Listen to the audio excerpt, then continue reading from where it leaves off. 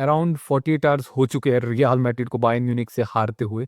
और तब से लेकर अभी तक मैं सोच ही रहा हूँ कि भाई हार कैसे गए, क्योंकि हम जीत सकते थे लेकिन हम फिर भी नहीं जीते। और जितनी बार भी मैंने गेम उठा के फिर से देखी, एक ही चीज़ मुझे रियलाइज़ हुई कि शुरू के जो 70 मिनट खेले रियल मैड्रिड में, जहाँ पर रियल मैड्रिड की तरह नहीं दिखी थी, उस 70 मिनट में ना हमारी कोई आइडेंटिटी थी, ना हमारा कोई स्ट्रक्चर था और ना ही रियल मैड्रिड का कोई गेम प्लान था। कोई एक मिस्टेक नहीं थी, किसी एक प्लेयर की गलती नहीं थी, कोई मैनेजर की गलती नहीं थी। सबका किया कर्म था जिसकी वजह से रियल मैड्रिड हारी है। और जब अगर आप सॉल्यूशंस की ओर देख रहे हो तो भाई कोई बोल रहा है एम्बाप्पे को सेल कर दो, कोई बोल रहा है विनीसियस को सेल कर दो, कोई बोल रहा है दोनों को ड्रॉप आउट कर दो, कोई बोल रहा है कि भाई पेरेज को जाना पड़ेगा, कोई बोल रहा है कि पूरी की पूरी टीम से भाई डेडवुड निकालना पड़ेगा, नए प्लेयर्स लाओ। यस, सॉल्यूशंस है बट भाई ये सीज़न नहीं बचाएँगे ना। ये सीज़न तो ये नहीं बचाएँगे। जो कुछ भी होना है ये तो भाई समर में होगा, नेक्स्ट सीज़न में बेटर हो सकता है अगर ये डिसीज़न डिसीज़न लिए जाएँगे। बट क्वेश्चन आता है कि ये सीज़न कैसे बचेगा? बिकॉज़ अभी भी होप्स है।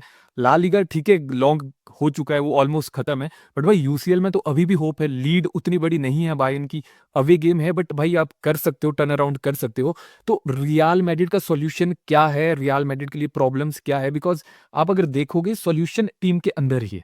दैट इज़ द क्रेज़ीएस्ट पार्ट कि सॉल्यूशन हमारे पास काफ़ी टाइम से है। But saddest part is that कि जो ये नई भसड़ चली है रियल मैड्रिड में, जो न्यू सुपरस्टार्स आए हैं रियल मैड्रिड में, उसकी वजह से जो सॉल्यूशन है हमारा, उसको हम कंप्लीटली भूल चुके हैं। तो मुझे अगर क्विकली ब्रीफ देना हो मैच की रियलिटी के ऊपर, जो 70 मिनट हमने करे, क्योंकि उन 70 मिनट में रियल मैड्रिड की रियलिटी एक्सपोज़ हुई है। जो हमने मैनचेस्टर सिटी को बीट करा था, जो हमने एटलेटिको मैड्रिड को बीट करा था, हमें लगा था कि Arbeloa ball is working, Real Madrid is working, finally हमारी टीम बेटर होगी। बट बायर्न ने हमें रियलिटी दिखाई। बायर्न ने हमें दिखाया कि भाई देखो, टीम अभी भी तुम्हारी सेम ही है, बैड हैबिट्स अभी भी है, बिल्डअप अभी भी हमारे प्लेयर्स नहीं कर पाते, मिडफील्ड में कनेक्शन अभी भी नहीं है और अभी भी रियल मैड्रिड की ये टीम जो मूवमेंट्स और इंडिविजुअल ब्रिलियंस है, उसके ऊपर बहुत ज़्यादा रिलाय करने की कोशिश कर रही है। और फिर आपने देखा होगा कि बायर्न की मिडफील्ड भाई इतना अच्छा खेल रही थी, बायर्न का अटैक इतना अच्छा खेल रहा था, बायर्न की डिफेंस इतनी ऑर्गेनाइज़ थी, तो आपको वो गैप भी दिखा। आपको गैप दिखा दोनों टीमों की क्वालिटी के बीच, दोनों टीमों की डेडिकेशन के बीच। और ऐसे नहीं है कि भाई आप एरर उठा के ले आओगे कि भाई इस एरर की वजह से रियल मैड्रिड हारी या एम्बाप्पे की वजह से हार गई, विनीसियस की वजह से हार गई, चुआमेनी की वजह से हार गई। नहीं भाई, सबने करे डिफेंसिव एरर्स करे, मिल के करे सबने, पोजेशन लॉस सबने, बॉलें दी, दबा-दबा कर दी और फिर फिनिशिंग में तो हगा ही है। और ओवरऑल भाई यही था कि भाई जो हर बड़ी गेम होती है रियल मैड्रिड की, पिछले 2 सालों का ये पैटर्न है। ऐसा नहीं है कि बायर्न के अगेंस्ट हुआ है। अगेंस्ट आर्सेनल ऐसा ही हुआ था, अगेंस्ट मैनचेस्टर सिटी ऐसा ही हुआ था, अगेंस्ट एटलेटिको मैड्रिड ऐसा ही हुआ था और अगेंस्ट बार्सिलोना पिछले 2 सालों से यही हो रहा है। यही पैटर्न होते हैं कि सामने वाली टीम जब प्रेसिंग करती है, सामने वाली टीम जब एक टीम की तरह खेलती है, रियल मैड्रिड खत्म हो जाती है। ऐसे नहीं था कि बैड नाइट थी भाई, हम जीत सकते थे। ठीक है, जीत सकते थे बट रियलिटी दिखी ना सबको कि बायर्न बेटर टीम थी। बायर्न बेटर थी, उनके प्लेयर्स बेटर थे और जो सॉल्यूशंस चले हैं, अब जो नैरेटिव चला है सोशल मीडियाज़ पर और हर जगह फैन्स सोच रहे हैं, फैन सही भी है, बोल रहे हैं कि भाई एम्बाप्पे को सेल कर दो ना एम्बाप्पे को सेल। बट आप रियलिटी में देखो कि क्या फ्लोरेंटिनो पेरेज़ ने जो प्रोजेक्ट बनाया है, पेरेज़ ने जिस बंदे को भाई 7 सालों तक चेज़ करा है, जिससे पेरेज़ इतना ऑब्सेस्ड है, क्या पेरेज़ उस बंदे को सेल करेगा?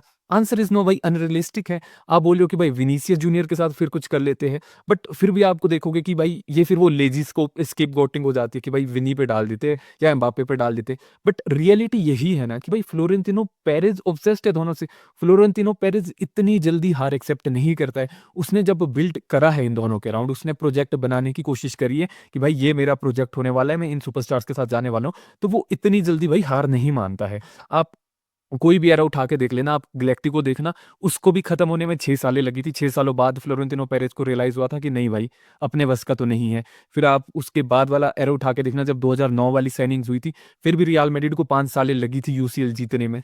सो फ्लोरेंटिनो पेरेज़ अगर किसी प्रोजेक्ट की डायरेक्शन में जा रहा है, तो भाई वो टाइम देता है, वो पैनिक नहीं करेगा। तो ये तो नहीं होने वाला है कि विनीसियस सेल होगा या एम्बाप्पे सेल हो जाएगा। मेबी कुछ और प्लेयर सेल हो जाते हैं बट जो बिग नेम्स है रियल मैड्रिड में, वो तो सेल नहीं होने वाले। और इसीलिए भाई अगर आप सॉल्यूशन देख रहे हो तो सॉल्यूशन बाहर से तो नहीं आएगा, सॉल्यूशन आपको अंदर ही ढूँढना पड़ेगा और सॉल्यूशन एक प्लेयर है तो सॉल्व कर सकता है। बट इस करंट टीम में आई डोंट थिंक सो कि सॉल्यूशन हमें देखने को मिलेगा जिस वे में हम अभी खेल रहे हैं। और इश्यू यही है ना कि भाई हम तब से लेकर अभी तक हम रॉन्ग चीज़ों पर तो हम फ़ोकस कर रहे हैं। हम लगे हैं भाई कि एम्बाप्पे है, भाई उसकी वज़ह से टीम हग रही है। लगे हैं भाई हम कि नहीं भाई बेलिंगम इस टीम को लेट डाउन कर रहा है। लगे हैं हम भाई कि भाई नहीं भाई इस ज़ाबी अलोंसो की वज़ह से टीम ने पहले हगा था। नहीं भाई, एक की गलती नहीं है, ये पूरा का पूरा सिस्टम खराब हो चुका है। और अगर आपको चेंज करना है तो भाई आपको ऊपर से नीचे तक चेंज करना पड़ेगा और उससे ये सीज़न नहीं बचेगा। तो अगर ये सीज़न बचाना है हमें, ये सीज़न अगर हमें बचाना है, तो भाई हमें जो हमारा एक फॉरगेटन बंदा था, जिसने सँभाला था हमें, जिसने हमें लेकर गया था वो उस हाइट तक जहाँ पर हम 24 वाला यूसीएल जीते थे, हमें उसकी ओर फिर से देखना पड़ेगा। मैं बात कर रहा हूँ जूड बेलिंगम की। और अगर आप सोच रहे हो कि भाई बेलिंगम तो भाई नहीं खेल रहा, बेलिंगम की तो फ़ॉर्म ही अच्छी नहीं है, बेलिंगम तो परफ़ॉर्म नहीं कर पा रहा है, तो फिर आपको क्वेश्चन रेज़ ये करना पड़ेगा कि बेलिंगम परफ़ॉर्म क्यों नहीं कर पा रहा है? अगर आप बेलिंगम को कंपेयर करोगे उसके 23-24 वाले सीज़न में, जहाँ मेरे अकॉर्डिंग वो विनीसियस जूनियर से भी हाई रेट कर सकता था, बैलन डॉर लिटरली बेलिंगम जीत सकता था। वो दूसरी बात है इंग्लैंड ने उसको धोखा दे दिया।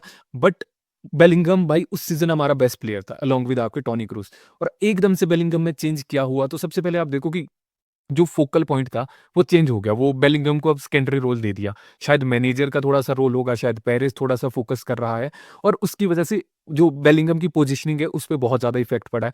बेलिंगम अब वाइड ड्रिफ्ट कर रहा होता है, आपको दिखेगा बहुत बार वो वाइड एरियाज़ में जा रहा होता है। बहुत बार ड्रॉप होता है, बहुत डीप आता है बॉल रिकवर करने, बॉल रिसीव करने, बिकॉज़ पीछे से टोनी क्रूज़ लेवल का कोई बंदा है नहीं, जो बॉल एकदम से प्रोग्रेस कर सके उसके पास। डेंजरस ज़ोन्स में आपको बेलिंगम अब दिखाई नहीं देता है, बिकॉज़ जितने को पीछे से आगे आएगा, उतने को भाई हमारे विंगर्स और स्ट्राइकर्स बॉल आगे लूज़ कर देते हैं। और फिर इश्यू यही है ना कि भाई जब आप सेकेंडरी रोल में आते हो, तो फिर आपकी जो इन्वॉल्वमेंट है, आप बोल सकते हो फाइनल थर्ड में, वो कम हो गई है। आपकी बिल्डअप के टाइम इन्वॉल्वमेंट काफ़ी कम हो गई है, बिकॉज़ आपको secondary role so kind of दे दिया गया है। बिकॉज़ सिस्टम क्या देख रहे हो आप?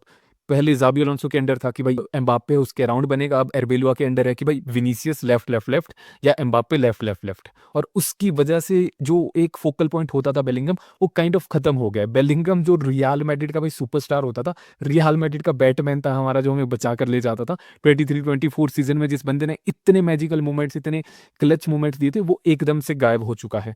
और आई थिंक हमें बेलिंगम की ओर फिर से देखना पड़ेगा। मेरे according Bellingham is the solution, Bellingham is the one जो लिटरली हमें इस सीज़न का यूसीएल जिता सकता है। आई नो बहुत डिफ़िकल्ट है, एकदम से कैसे स्विच कर देंगे, बट भाई क्यों सेंस बनाता है, आपको सबसे पहले ये देखना पड़ेगा कि अगर आप बेलिंगम को कंपेयर कर रहे हो हमारे बाकी प्लेयर से, तो बेलिंगम में क्या चीज़ सबसे ज़्यादा है, that is football IQ. Vinicius का फुटबॉल आईक्यू सबको पता है, एम्बाप्पे का फुटबॉल आईक्यू सबको पता है, हमारी मिडफ़ील्ड का फुटबॉल आईक्यू सबको पता है, हमारे डिफेंडर्स का फुटबॉल आईक्यू सबको पता है। सबसे हाईएस्ट लेवल पे इस टीम में जो फुटबॉलिंग इंटेलिजेंस है किसी बंदे के पास, वो जूड बेलिंगम है। और ये पार्ट मिसिंग है रियल मैड्रिड से। पहले लूका मॉड्रिच और आपके टोनी क्रूस होते थे, आपके 2 मैनेजर लिटरली खेल रहे होते थे फील्ड पे, तो आपको ज़रूरत नहीं पड़ती थी। बट अब आपको वो कमी खले रही दिखाई देती है, आपको लिटरली प्लेयर्स को दिखता है कि भाई है ही नहीं, फुटबॉलिंग आईक्यू ही नहीं है, उतनी इंटेलिजेंस नहीं है। तो बेलिंगम वो लेकर आता है। और बेलिंगम का जो सबसे सॉलिड पॉइंट है, दैट इज़ कनेक्टर है भाई, डिफेंस को अटैक से जोड़ता है। आप कुछ भी बोलो कि भाई टू मैनी टचेज़ ले लेता है, बहुत टाइम ले लेता है, बट भाई वो जोड़ तो रहा है, क्योंकि बाकी कोई नहीं कर सकता। आपका फेडरिको वेलवर्दे करता है, बट वो राइट साइड की उसमें ड्यूटीज़ में इतना बिज़ी है कि वो कर नहीं पाता। चुआमेनी से आप एक्सपेक्ट कर नहीं सकते हो, पितार्च इज़ टू यंग। गूलर भी भाई वो फिज़िकैलिटी है नहीं उतनी कि वो काट के निकल जाए जैसे बेलिंगम निकलता है। सो वो बेलिंगम जो वो कमी है कि भाई कनेक्ट नहीं हो पा रही है मिडफ़ील्ड और अटैक आपके, और डिफेंस और अटैक आपके कनेक्ट नहीं हो पा रहे, वो बेलिंगम करता है। बॉल प्रोग्रेशन भाई एलीट है, हमने देखा अगेंस्ट बायर्न म्यूनिख, वो 30 मिनट में उसने क्या करा। जो वो 30 मिनट में बेलिंगम ने अगेंस्ट बायर्न म्यूनिख करा है ना, वो रियल मैड्रिड में मिसिंग है। वो बॉल कनेक्शन, वो बॉल प्रोग्रेशन, वो मिसिंग है। और द बिगेस्ट थिंग जो बेलिंगम के साथ आती है, क्लच है भाई उसमें, बॉल्स है उसमें। क्लच और बॉल्स, वो क्लासिको याद होगा आपको जब उसने गोल मारा था। इससे पहले वाले क्लासिकोस भी आपको याद होंगे 23-24 सीज़न के। 23-24 सीज़न की हर परफॉर्मेंस बेलिंगम की क्लच थी। बिकॉज़ बेलिंगम और रियल मैड्रिड इसलिए परफेक्टली मैच करते हैं एक-दूसरे के साथ, because Madrid is all about moments, Madrid is all about those comebacks, और मैड्रिड है बिग स्टेज पे बिग मोमेंट्स, और बेलिंगम भी आपका लिटरली वही है कि बिग स्टेज पर बिग मोमेंट।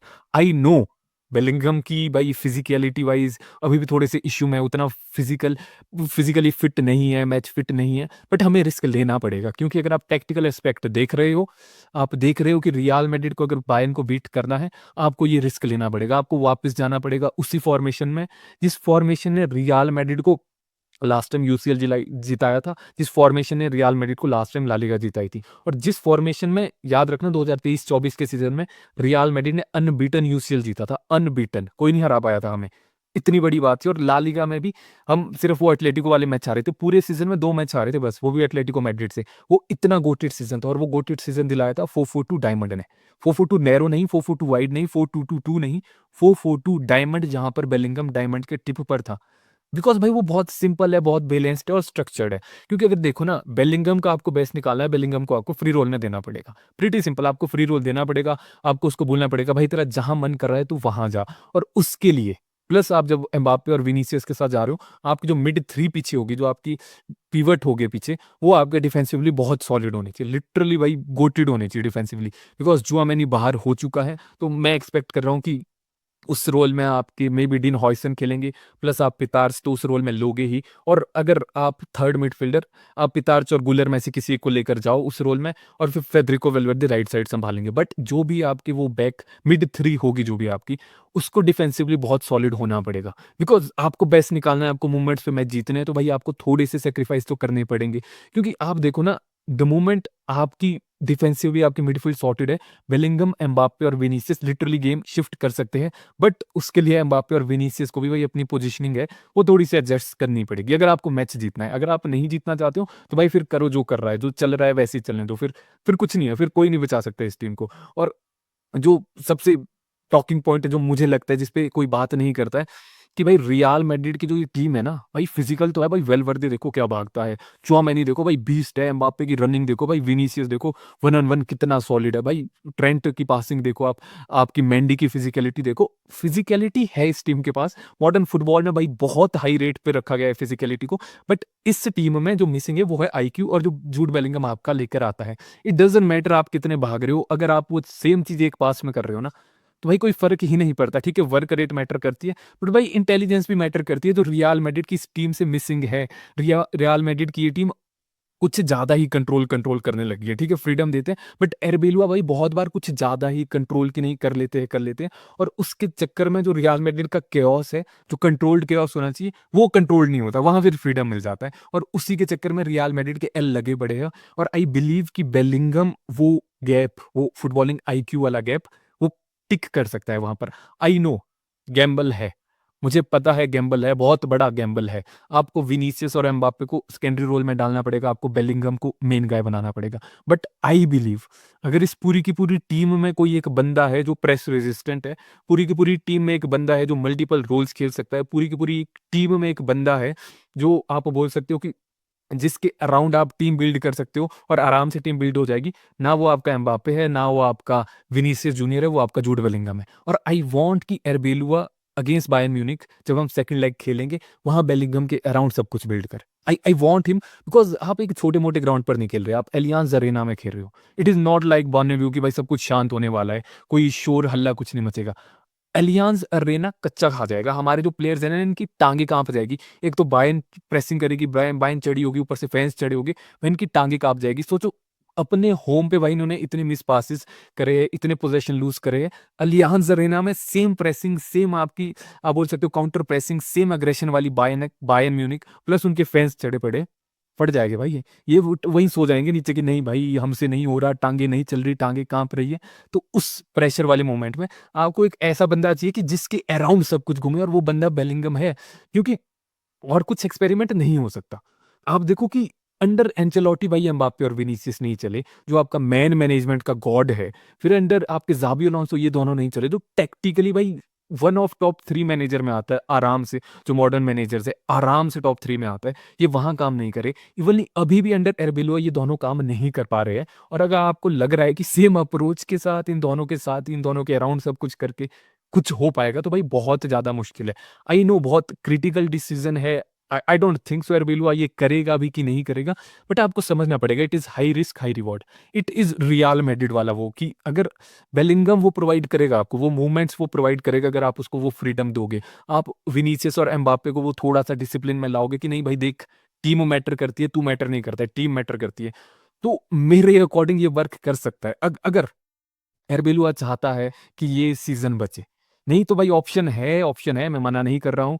आप एम्बाप्पे को सेल कर देना, आप विनीसियस को सेल कर देना, आप नया मैनेजर ले आना, पूरा का पूरा टीम का ओवरहॉल कर देना, सब कुछ हो सकता है। बट उन सब से ये सीज़न नहीं बचेगा और आई रियली वांट कि इस सीज़न में भी रियल मैड्रिड कुछ करे, बिकॉज़ मुझे back to back 2 trophyless season नहीं चाहिए। और जो मुझे पर्सनली सॉल्यूशन दिख रहा है, दैट इज़ जूड बेलिंगम।